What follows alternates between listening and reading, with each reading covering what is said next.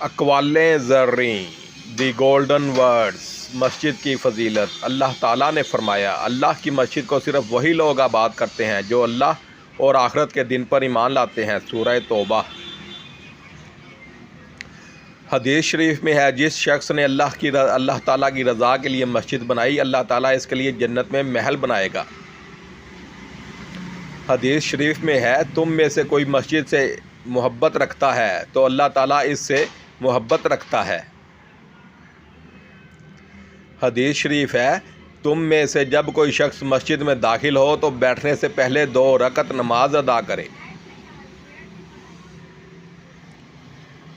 حدیث شریف ہے، جب تم میں سے کوئی فرد جب تک جا نماز پر رہتا ہے، فرشتے اس کے لیے مغفرت کی دعائیں کرتے رہتے ہیں اور کہتے ہیں، اللہ اس پر سلامتی نازل فرما۔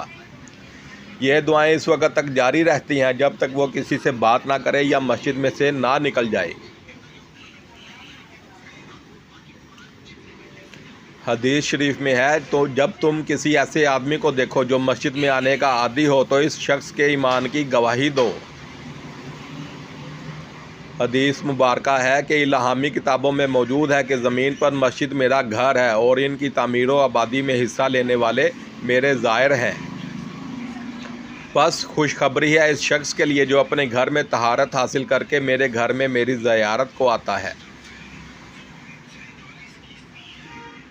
لہٰذا مجھ پر حق ہے کہ میں آنے والے زائر کو عزت و وقار عطا کروں۔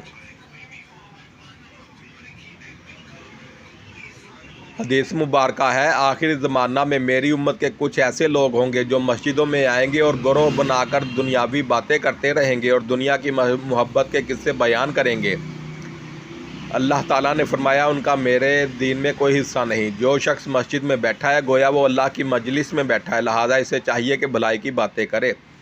حضرت انس بن مالک رضی اللہ تعالیٰ عنہ کا فرمان ہے، جو شخص مسجد میں چراغ جلاتا ہے جب تک چراغ کی روشنی سے مسجد منور رہتی ہے، عاملین عرش اس کے لیے دعا کرتے ہیں۔ حضرت انس بن مالک رضی اللہ تعالیٰ عنہ فرماتے ہیں، زمین کا ہر وہ ٹکڑا جس پر نماز ادا کی جاتی ہے یا اللہ تعالیٰ کا ذکر کیا جاتا ہے، وہ ارد گرد کے تمام قطعات پر فخر کرتا ہے اور اوپر سے نیچے 7ویں زمین تک وہ مسرت و شادمانی محسوس کرتا ہے۔